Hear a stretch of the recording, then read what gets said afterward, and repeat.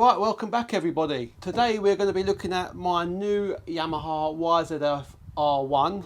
This is a 2001 model, the last of the carburetors. And what we're going to be doing today is dropping the old coolant out of it and just replacing it with some new stuff. The coolant looks a bit bluish, but it doesn't look very good, to be fair. So I bought some new coolant. We've gone for the organic Motocool Factory Line Plus. And this is the red stuff. This is down to -35.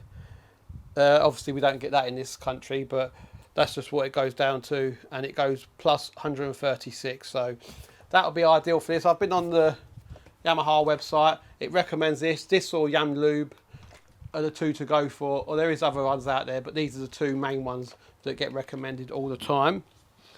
So what we're going to do is, I believe the drain plug might be on this side under here, so I'm just going to take this bottom panel off, and I've already took the other side off, and that's where the radiator is, where we do the refill.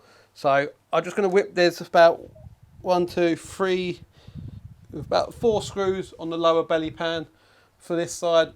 We'll whip them off. Hopefully we do see a drain plug there, and then we'll get the coolant dropped and hopefully get it refilled. Let's get under the bike and have a look. Right, so bringing you in then, I'll say there's 3 Allen screws there. There's one at the back there. Oh, there's one there. So there's 5 on this side. There's 4 on the other side. So I'm just going to whiz these off. And I've actually sold the FZR now. That's gone. Cool, that's tight. Yeah, that went to a chap in Wales, I think he was from. So he had a good trek to get down here, about 4 hours. He seemed really keen for it, and when he actually got here, he actually told me the reason why he was so keen for it is because he was a second owner on that bike 26 years ago. So he really wanted to buy it back for that reason. He said that was the motorbike he had when he got with his partner, which is his wife now, and he also showed us a picture of his son on it when his son was 2 years old, and I think his son's now 29, so nice little backstory there for that one. So I'm glad it went to him and he got his old bike back. And it hasn't done many miles since, he was saying, since he actually got rid of it 26 years ago. So I think it was only on, I think 26,000 miles, the bike. I was the 8th owner on it, so he's going to be the 9th one now. So he was second and 9. But yeah, it was a nice little story, that one. We've still got a few of the other bikes left. We've got the 2 GSXRs. I want to get the S-Rad out soon. I want to get that one done and sold. I was planning on going to be keeping, I wanted to do the FZR up originally, but I've always had my eye on the R1s, and my dad found one. And that's how we've got this one now.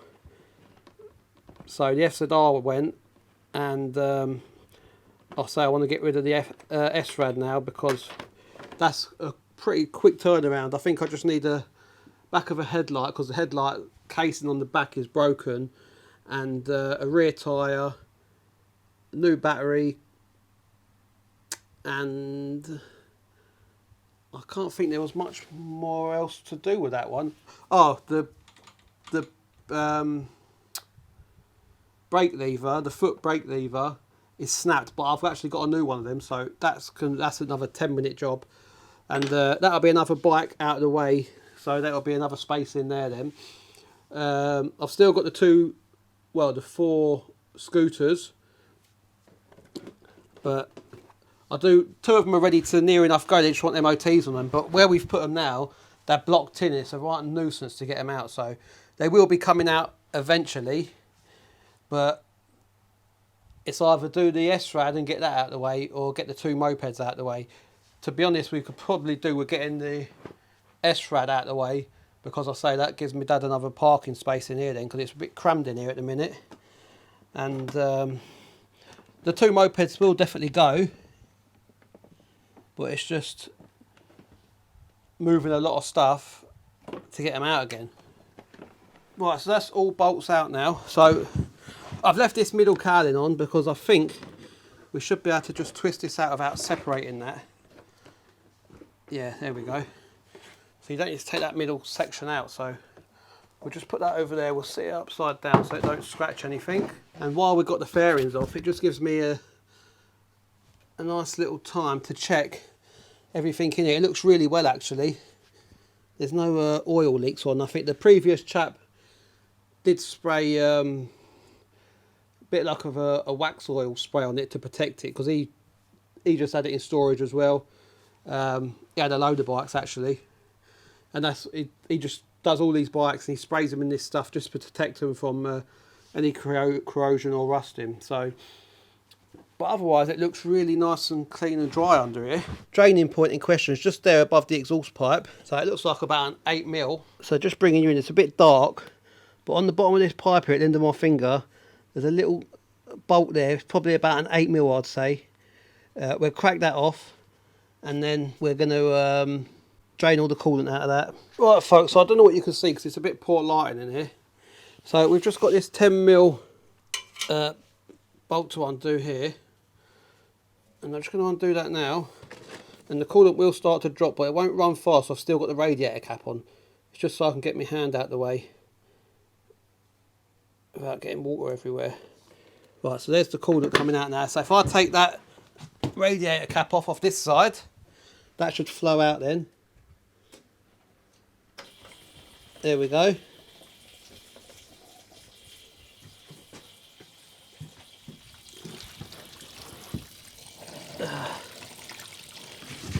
As you can see, it's like to be fair, that looks like the Yam Lube coolant in there. It's like a, you know, like a blue slushy. It's like that colour, blue raspberry. But it does look a bit weak.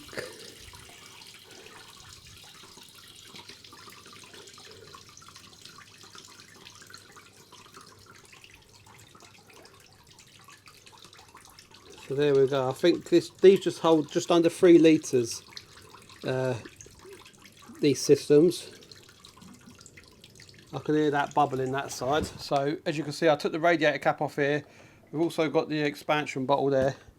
There's still a bit of fluid in there, so what I'll probably have to do is just take this 2 Allen bolts off here, and we'll just tip that out, because otherwise we won't get that out, and we want to get everything out. So let me just whip these bolts off, we'll tip that out, we'll go from there. Yeah, it looks like it does need a change. It's a bit orange on the end there, so definitely due a change. So let me just empty this container out and I'll be back with you. Right folks, so that's that bottle cleaned out. What I'm going to do now is just flush some water through the system now, just some clean water from the top, and just flush anything out that's in the system. So hopefully you should start seeing the water come through in a minute. And I want to see that coming out nice and clear at the other end.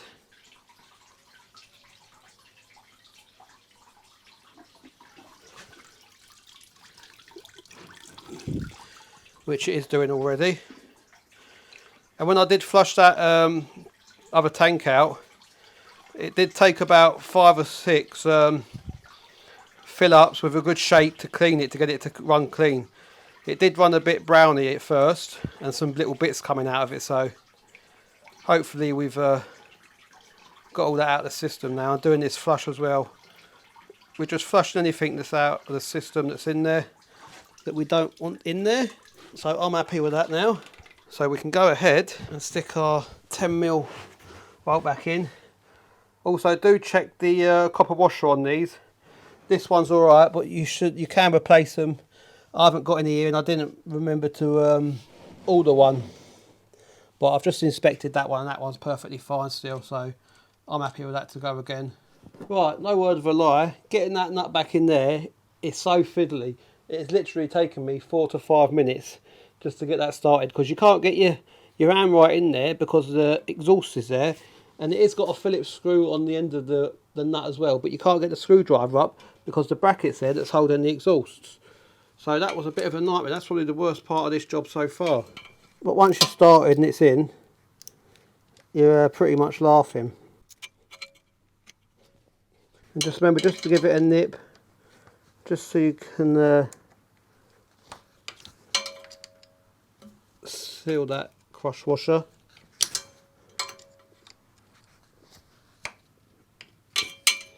Don't go too mad, you don't want to bloody strip the thread.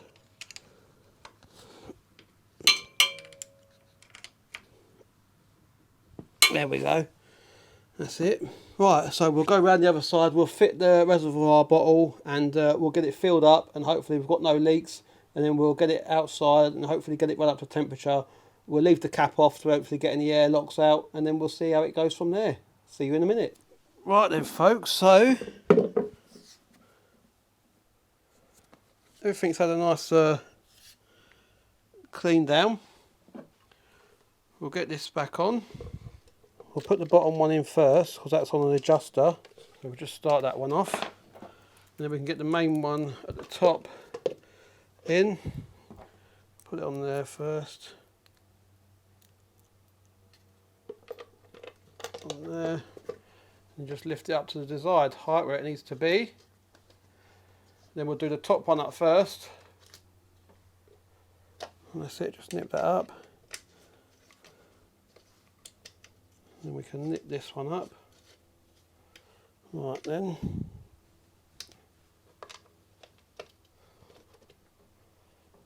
Ain't got to go too mad. Put the overflow pipe back on. Just like that.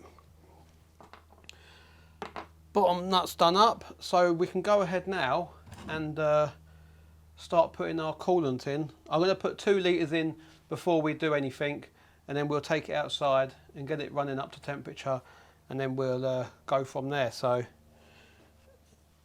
I've got 1 lot of coolant here, and also just be mindful when you do take your old coolant away to dispose of it properly. We have big 25 litre drums here. We fill them up with oils and coolants, and we dispose them at our recycle site just up the road there. So don't think you can just get rid of that down the drain or anything, or pour it in your garden, because it is harmful to animals and everything. And I say we have animals roaming around this garden, so just bear that in mind. Make sure you dispose of it correctly. So we're dropping in, these are 1 litre bottles. So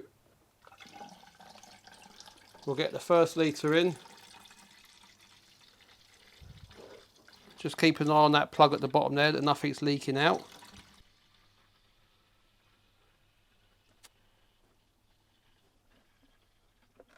So that's our first litre in. There's nothing leaking at all there, so I'm happy with that. So I'm going to go ahead and stick our second litre in now.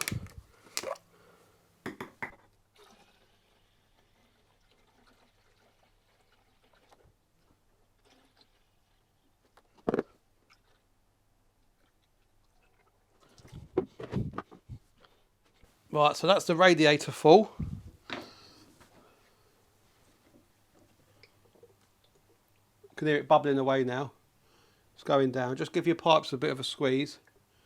That'll just get any air out. Right, and now we're just going to put some in the reservoir now. I've lost my funnel. Where's I put that? Down here. And we'll just put that rest of that bottle in. And that just takes us up to just over the below mark.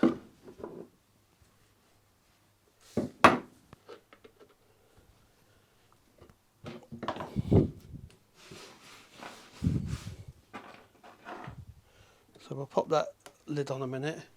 Right, so what I'm going to do now is I'm going to run the van up. I was going to run the bike up to temperature now with the coolant cap off. Both of the coolant caps off, just so we can get any air out the system, and we'll go from there. So we're just going to start the bike up now. Fuel pump's kicked in, and we're going to go for the fire up. Hopefully we see that water go down.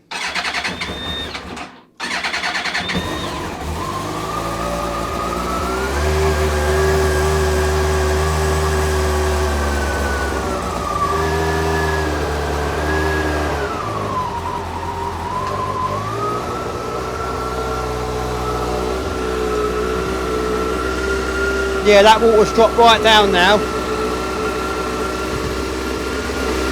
Right folks, so that's the R1 coolant all changed now. I've had it running up to temperature out the front for about 20 minutes and it reached up to 78 on the temperature gauge, so I'm happy with that. There will be an oil service coming up on it in the near future. It won't have one yet because the chap just done it just before I bought it, so probably when I come to take it off the road at the end of summertime, we'll do a few little winter tinkering jobs on it. I need to get the tank painted on it because there's a couple of little dent marks where something fell off the shelf in the chap's garage. So there's a couple of little marks on it there, and I want to change the rear seat cowling because it's only got a single seat on it and I want to put it back to original. So I've actually picked up another rear seat cowling. As you can see, just come in here, it does want a bit of a repaint. The decals are a bit scratched there, and on the other side there's a bit of scuff in there. It's all complete though, no other damage than a bit, some scratches.